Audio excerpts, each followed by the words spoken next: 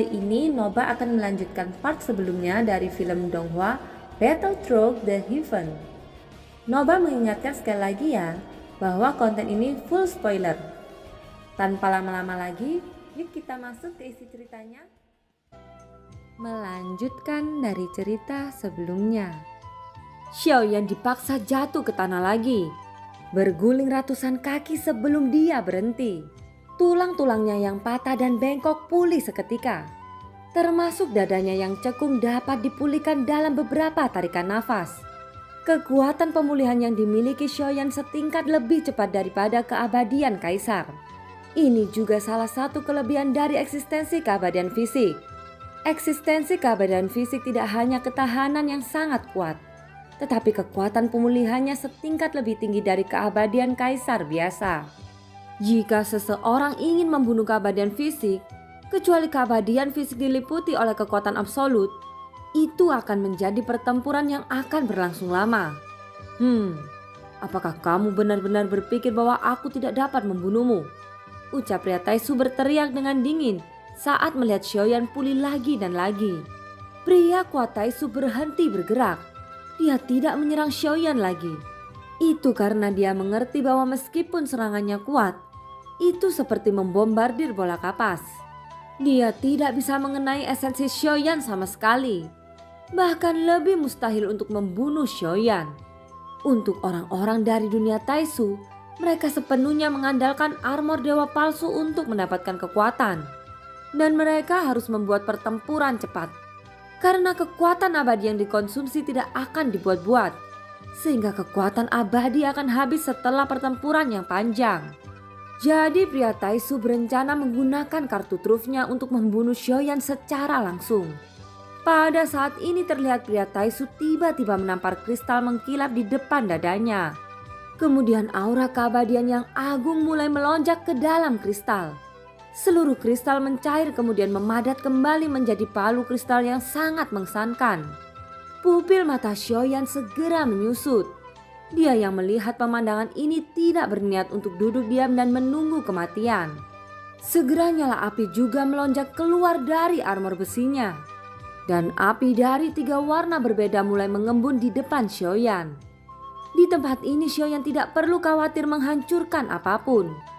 Jadi Xiaoyan tidak akan ragu untuk memadatkan teratai Buddha 3 warna. Pada saat ini kedua belah pihak sama-sama siap menunjukkan kartu truf terbaiknya. Xiaoyan yang berada di bawah armor besi memandang pria Taisu. Matanya sedikit menyipit. Aku tidak menyangka. Pada akhirnya aku akan menggunakan palu penghancur void untuk makhluk rendahan sepertimu. Kamu sungguh tangguh.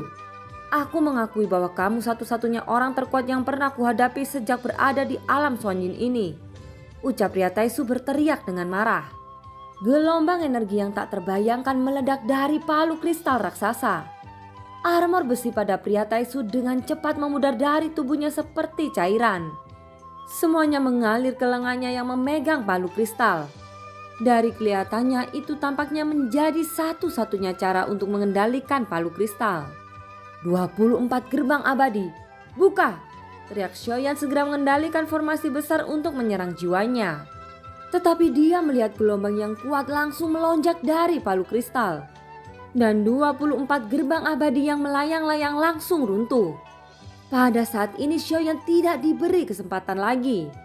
Pria Taisu tiba-tiba mengangkat palu kristal raksasa di udara. Paksaan yang tak tertandingi datang menyelimuti Xiaoyan. Palu raksasa belum jatuh, namun kekuatannya sudah mulai terungkap. Yang paling penting adalah paksaan yang kuat membuat kecepatan Xiaoyan tiba-tiba turun. Sehingga mustahil bagi Xiaoyan untuk menghindari serangannya.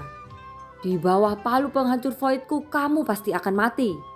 Bahkan dengan bantuan armor dewa palsumu kamu pasti akan mati. Ucap pria Taisu mengeluarkan raungan yang mengerikan. Dan kemudian menabrak Xiaoyan dengan kekuatan luar biasa. Kamu terlalu melebih-lebihkan dirimu sendiri. Tidak ada yang tahu siapa yang pada akhirnya masih berdiri. Ucap Xiaoyan kepalanya perlahan terangkat. Mengungkapkan senyum dingin di sudut mulutnya.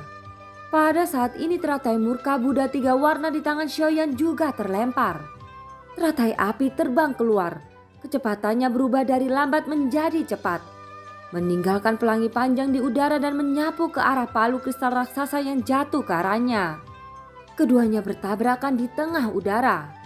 Pada saat yang sama, Xiaoyan mengeluarkan cangkang basal Xuanwu. Ketika kekuatan mengerikan ini bertabrakan, apa yang terjadi adalah suara dentuman dahsyat. Dan kemudian pemandangannya menjadi seperti kiamat. Segala sesuatu di sekitarnya bergetar hebat. Itu tampak seperti gempa bumi. Badai dahsyat menyapu. Energi kekerasan dari palu godam kristal dan teratai api 3 warna saling mengikis satu sama lain. Kemudian teratai api Xiaoyan pecah sepenuhnya, mengungkapkan semburan lautan api tanpa akhir. Adapun tokoh-tokoh di sekitarnya, mereka sudah mundur jauh. Lagi pula mereka merasa bahwa pertempuran ini akan segera berakhir dan tidak ada yang mau terlibat di dalamnya. Oleh karena itu mereka semua dengan bijaksana mundur sejak awal dan bahkan mencapai tempat di mana pertempuran tidak dapat dilihat. Tetapi meskipun demikian, pada saat berikutnya gelombang panas yang melonjak masih mendarat di tubuh mereka. Sejak saat itulah mereka merasa ada sesuatu yang aneh di dalam tubuh mereka. Ketika mereka menundukkan kepalanya, mereka mendapati bahwa ada titik api hitam merayap masuk. Melihat ini wajah banyak orang berubah drastis. Sebelum mereka dapat memikirkannya, vitalitas dan energi keabadian mereka bergegas menuju pusat pertempuran. Meskipun mereka mundur tepat waktu, mereka jelas terpengaruh oleh pertempuran sengit ini. Untungnya vitalitas dan energi keabadian yang meluap dari tubuh mereka tidak banyak. Itu sangat kecil sehingga tidak menimbulkan kerusakan. Dengan kata lain mereka semua terinfeksi dengan api abadi Xiaoyan. Vitalitas serta energi keabadian mereka menyapu ke tubuh Xiaoyan. Pada saat ini lautan api yang mengerikan tampaknya menyapu seluruh lantai 7 menara pembantaian. Dan lautan api yang mengepul melonjak seperti gelombang.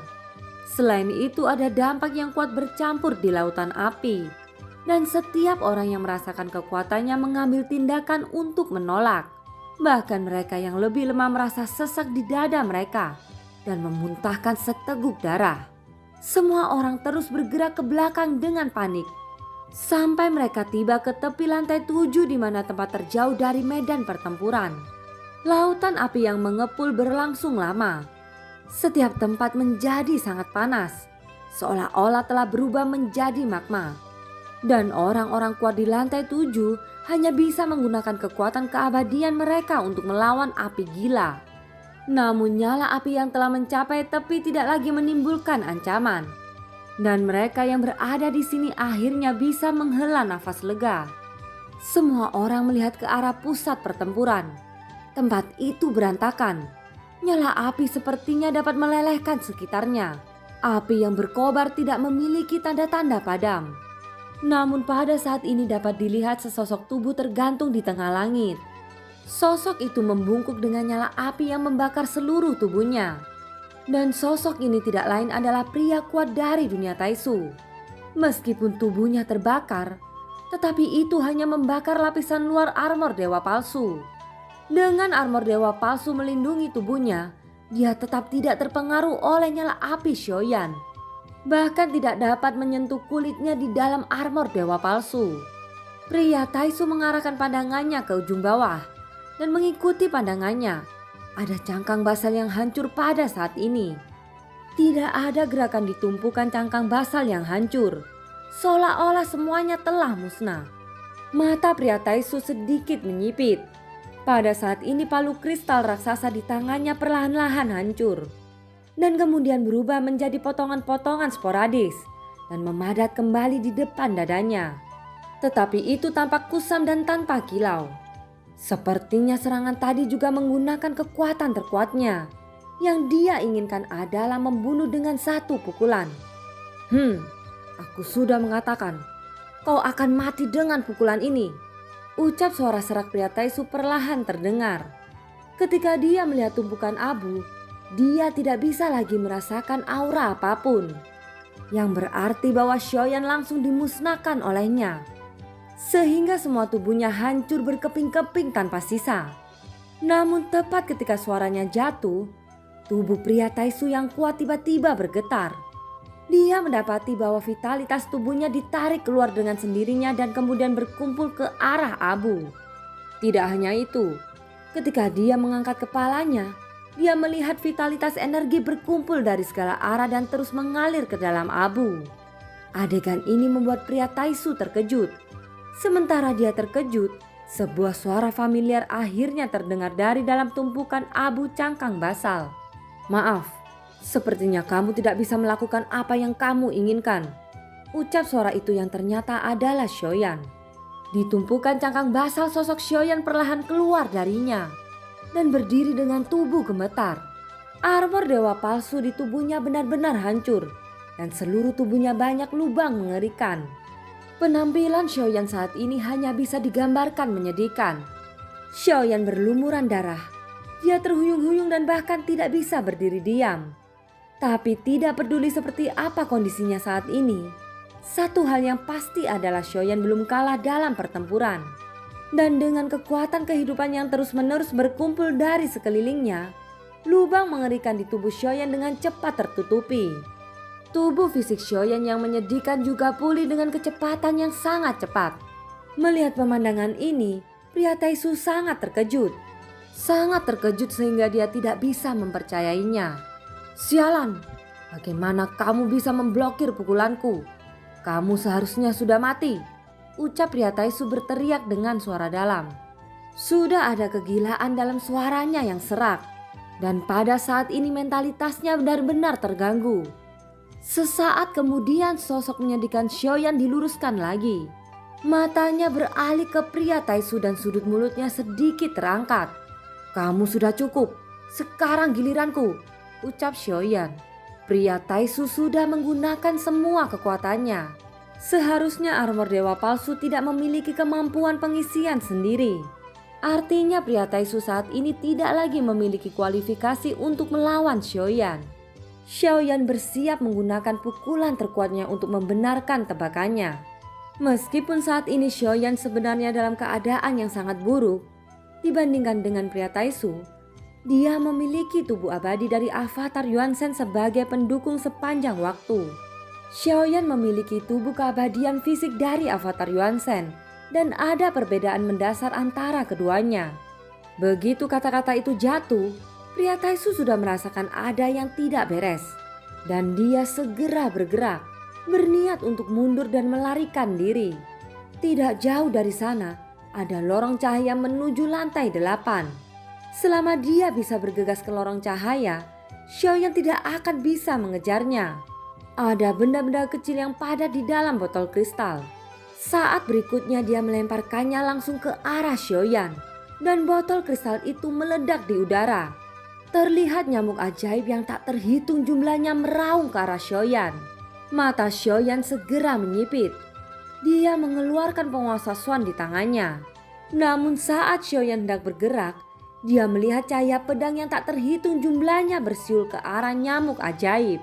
"Tuanku, serahkan serangga-serangga ini padaku dan kejar dia," ucap sebuah suara datang dari belakang. Xiaoyan menoleh hanya untuk melihat Yao Xiao membantunya. Xiaoyan mengerti. Tanpa sepatah kata pun sayap dewa hitam muncul di belakangnya, lalu melesat menuju pria Taisu yang melarikan diri. Pada saat ini hanya ada dua sosok di udara, satu di depan dan satu di belakang. Pria Taisu meledak dengan seluruh kekuatannya. Dia bergegas menuju lantai 8 dengan kecepatan tercepat. Ketika dia menoleh, dia menemukan bahwa Xiaoyan mengejarnya. Beberapa harta sekali lagi terkondensasi di tangan pria Taisu, dan dia terus melemparkannya ke arah Xiaoyan. Gerakan ini juga sangat berguna. Setidaknya itu menunda Xiaoyan sampai batas tertentu.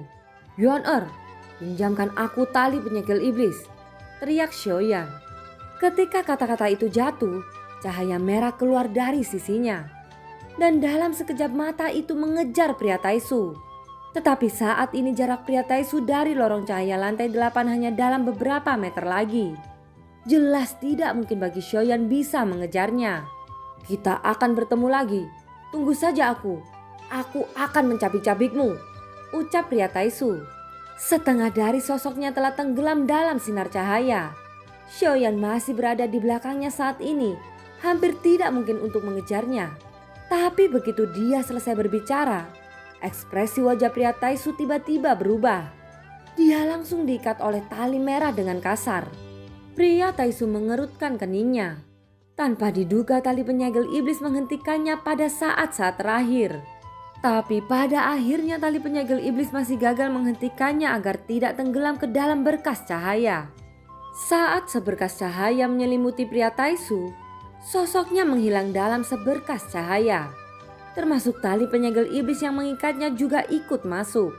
Pada saat berikutnya sosok Taisu datang ke lantai 8 dengan mengesankan. Dia masih terikat erat oleh tali penyegel iblis. Aku tahu bahwa kamu adalah harta spiritual. Jika kamu tidak ingin dihancurkan olehku, segera lepaskan aku dengan patuh, kemudian menjadi pengikutku, ucap pria Taisu. Pria Taisu tidak mencoba untuk membebaskan diri, bukan karena dia tidak ingin membebaskan diri, tetapi dia dalam kondisi yang sangat buruk saat ini. Lagi pula di dalam armor besi ini dia hanya orang yang lemah. Serangan teratai Buddha Shoyan yang sangat dahsyat benar-benar di luar imajinasi pria Taisu. Jadi ketika dia dengan sembrono menggunakan pukulan terkuat untuk menghadapi Shoyan, dia juga menempatkan dirinya dalam situasi yang sangat berbahaya. Jika bukan karena perlindungan yang kuat dari armor dewa palsu, dia mungkin sudah berubah menjadi abu terbang dalam konfrontasi tadi. Sulit dipercaya bahwa orang ini mampu bertahan di bawah palu voidku. Sial, pantas saja 893 dan 927 jatuh ke tangannya. Mereka pasti meremehkan orang ini, ucap pria Taisu. Setelah berbicara, dia menundukkan kepalanya lalu berkata lagi, "Kau tali sialan, apakah kau tidak mendengarku? Jangan membuatku marah. Menyingkir dari tubuhku sekarang," teriak pria Taisu. Meskipun pria Taisu sangat marah, tetapi tali penyegel iblis tetap tidak bergerak. Mungkin dia tahu bahwa pria Taisu tidak lagi menjadi ancaman saat ini. Jadi dia tidak takut sama sekali. Kamu sudah terpisah dari tuanmu, dan kesempatan untuk bisa berada di lantai yang sama denganku sangatlah kecil. Aku menyarankanmu untuk meninggalkan kegelapan dan beralih ke terang. Jangan bodoh karena kesetiaan. Tidak bisakah kamu sedikit mengerti bahasa manusia? Ucap pria Taisu berkata dengan kesal. Begitu kata-kata itu jatuh, tali penyegel iblis mengikatnya lebih kejam. Dan pria Taisu merasakan tulangnya berderit. "Kamu bajingan," ucap pria Taisu tiba-tiba marah. Dia tidak menyangka bahwa tali pun bisa menggertaknya saat ini. Pria Taisu tidak ragu untuk menggunakan kekuatannya yang tersisa. Dan dengan paksa mematahkan tali penyegel iblis. Pada saat berikutnya lengan pria Taisu bergetar dan kekuatan yang kuat itu mengalir keluar. Aku sudah mengatakan semuanya. Tuanmu tidak akan datang ke sini. Tidak masalah jika kamu tidak mengerti. Aku akan menghancurkanmu sekarang juga, ucap pria Taisu mendengus dingin. Dia tidak bisa terus terjerat oleh tali iblis ini. Jika beberapa orang melihatnya, dia takut mereka akan langsung bergerak membunuh ke arahnya. Kondisinya saat ini sangat memprihatinkan. Apalagi sudah mencapai lantai 8. Mereka yang bisa mencapai lantai 8 bukanlah orang lemah. Pria Taisu harus mencari tempat untuk pulih secepat mungkin. Dan kemudian menemukan keabadian lemah untuk mengisi kembali kekuatannya. Untungnya aku memiliki cadangan kekuatan abadi darurat. Tapi aku tidak menyangka itu akan digunakan pada tali gila ini. Ini benar-benar sial, ucap pria Taisu berkata dengan marah. Kekuatan abadi terus menyerang tali penyegel iblis. Dan pria Taisu yang diikat erat olehnya perlahan-lahan terlepas sedikit demi sedikit. Jika ini terus berlanjut, tali penyegel iblis mungkin akan hancur berkeping-keping. Jangan makan roti panggang dan makan anggur yang enak. Pecah untukku, ucap pria Taisu berteriak dengan marah. Pada saat kritis ini tali penyegel iblis tiba-tiba kendor. Dan dia dengan cepat melarikan diri dari pria Taisu. Setelah menemukan bahwa tali penyegel iblis telah dilonggarkan secara sukarela, pria Taisu yang kuat berhenti sejenak sebelum mengangguk. Hampir saja aku menghancurkanmu. Jika kamu melonggarkannya lebih awal, tidak akan ada hal seperti ini. Jangan khawatir, aku akan memperlakukanmu dengan baik di masa depan, ucap pria Taisu. Dia melihat ke arah tali penyegel iblis. Namun saat dia mengangkat kepalanya, sosoknya tiba-tiba membeku.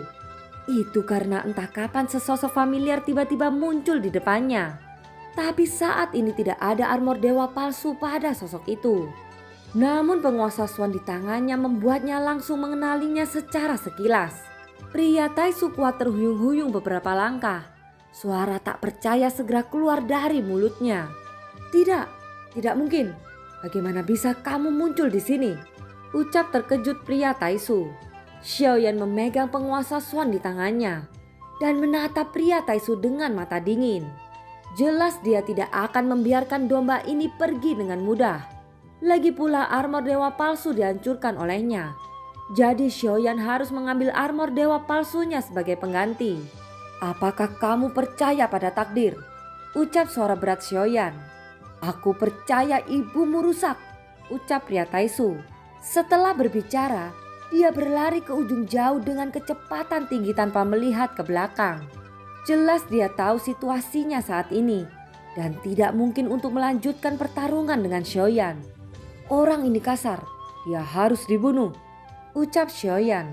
Setelah Xiaoyan selesai berbicara, sayap dewa hitam muncul di belakangnya.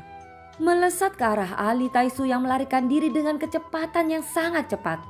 Pada saat ini kecepatan pria Taisu turun tajam. Sosok Xiaoyan muncul di depannya dalam sekejap mata. Penguasa Swan di tangannya melambai dengan kasar. Itu dengan kejam menghantam tubuh pria Taisu. Dengan keras sosok Taisu langsung menghantam tanah. Seteguk darah dimuntahkan dari dalam armor. Tapi itu belum berakhir. Ketika dia menyadarinya, dia melihat sosok yang menyala di langit memukulnya dengan keras lagi. Pria Taisu mencoba melarikan diri. Tetapi dia terkejut oleh kekuatan tak terlihat. Itu adalah kekuatan jiwa dari domain Xiaoyan. Dia yang memiliki kekuatan yang kuat sebelumnya masih bisa menolak serangan jiwa.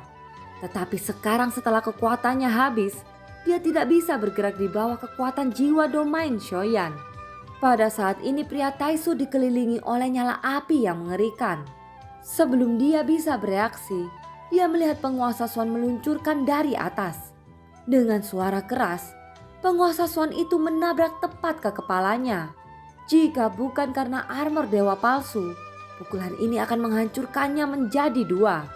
Meskipun dia tidak terbunuh secara langsung, sudah ada darah yang mengalir keluar dari dalam armor. Pria Taisu jatuh ke tanah. Xiaoyan menginjak dadanya dengan kakinya.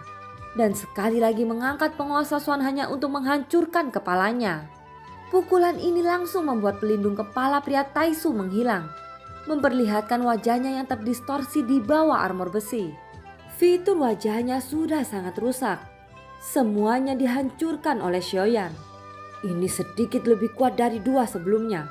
Doshan bintang 8, ucap Xiaoyan memandang pria Taisu dengan dingin.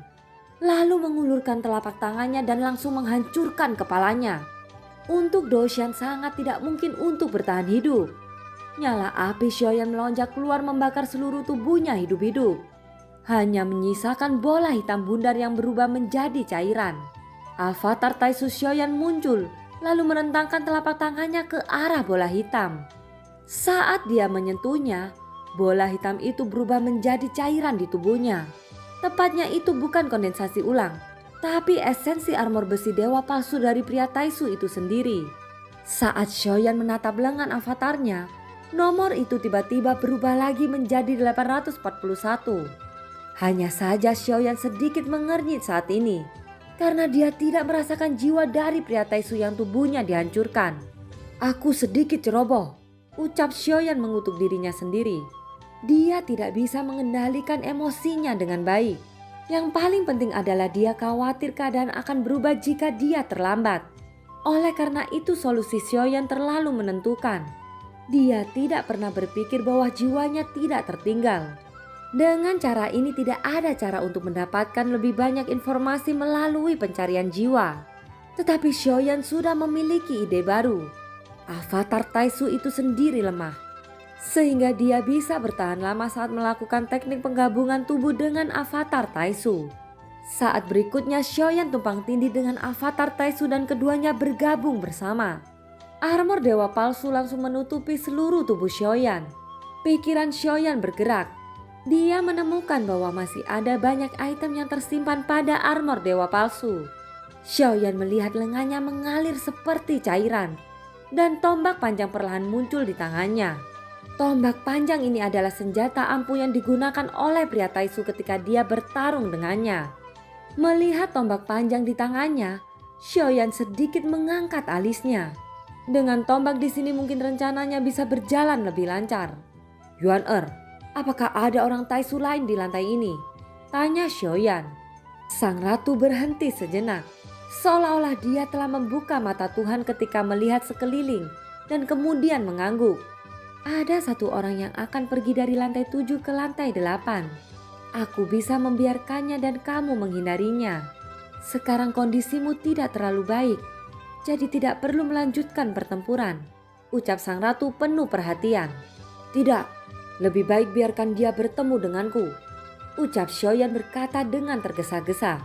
Sang ratu sedikit terkejut. Dia menatap Xiaoyan sejenak, lalu menyadari apa yang dipikirkan Xiaoyan.